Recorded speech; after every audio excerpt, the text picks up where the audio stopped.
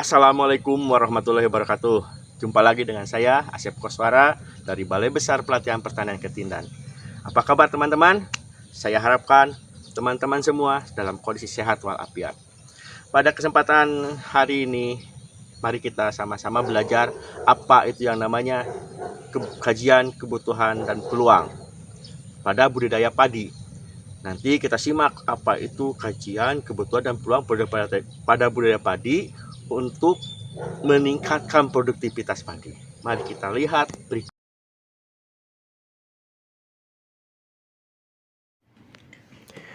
Untuk meningkatkan produksi dan produktivitas serta pendapatan usaha tani padi, memerlukan teknologi yang sesuai dengan kondisi sumber daya pertanian di suatu wilayahnya.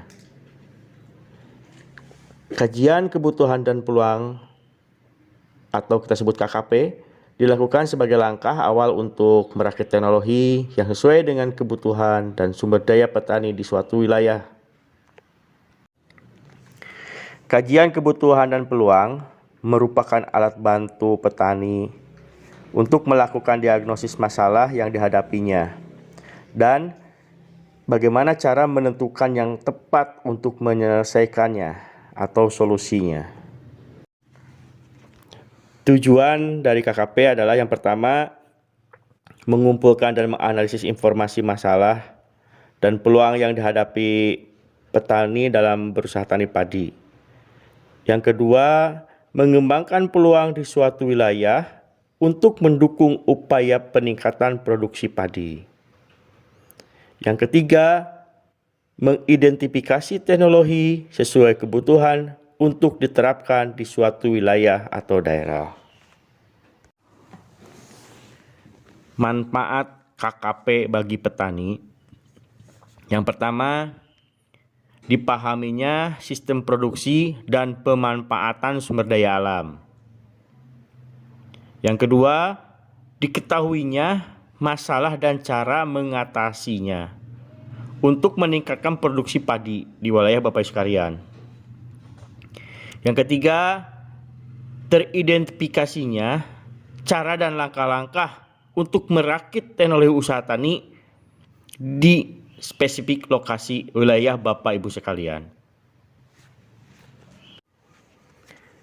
7 prinsip dasar dalam melaksanakan KKP. Yang pertama, mengaktifkan kelompok tani sebagai pelaku utama dalam melaksanakan KKP. Yang kedua, berorientasi praktis, tidak diarahkan untuk menggali informasi di luar kemampuan petani. Yang ketiganya adalah bersifat informal, artinya tidak dilakukan secara formal, jadi bisa dimanapun dilakukan. Yang keempat, menggunakan prinsip demokratis, yaitu mendengar suara petani secara keseluruhan hingga menjadikan sebagai suatu kebutuhan bersama. Yang kelima adalah dipimpin oleh ketua kelompok tani atau yang ditunjuk sebagai moderator. Yang keenam, bukan hanya menceritakan masalah, namun menggali akar masalah dan pemecahannya. Dan yang ketujuh, sebaiknya dalam melaksanakan KKP, petani menentukan waktunya menyesuaikan kapan pertemuan kelompok tani biasa dilakukan.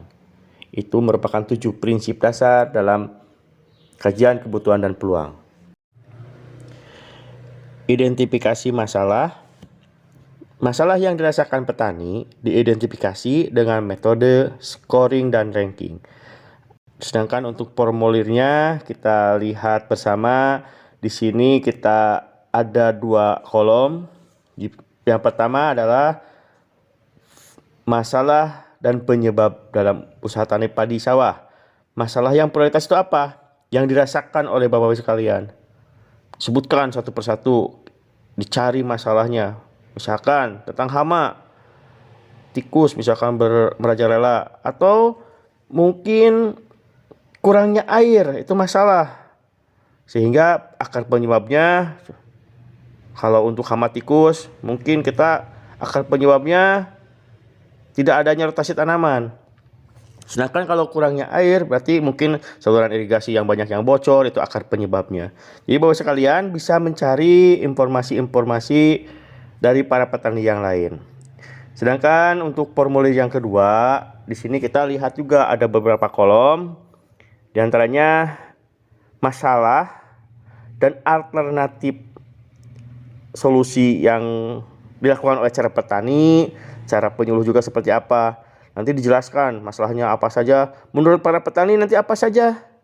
Silahkan dicatat oleh Bapak petugas yang biasa mencatat. Begitu juga cara penyuluh, mungkin ada solusi-solusi yang bisa disampaikan, sehingga kita bisa siapkan alternatifnya seperti apa. Itu untuk formulir yang kedua. Jadi Bapak sekalian, kita masuk ke analisis kebutuhan dan peluang teknologi. Di sini akan diketahui penelusuran kebutuhan dan peluang introduksi teknologi dalam KKP nanti menggunakan formulir 3. Nanti dijelaskan sangat rinci oleh Bapak sekalian, di mana di sini opsi teknologi yang dicarikan itu mulai dari introduksinya, pemecahan masalahnya, sekaligus nanti ada manfaatnya. Nah, nanti kita masukin scoring-scoring yang hasil kesepakatan bersama. Misalkan manfaatnya kita kasih skor mulai sangat rendah, sedang, besar, sangat besar. Itu nanti kita skor. Mungkin nanti kita diskusikan dengan para petani yang lain dan penyuluhnya. Termasuk resikonya apa? Dijelaskan juga nanti. Silahkan didiskusikan dengan para Bapak Ibu sekalian petani.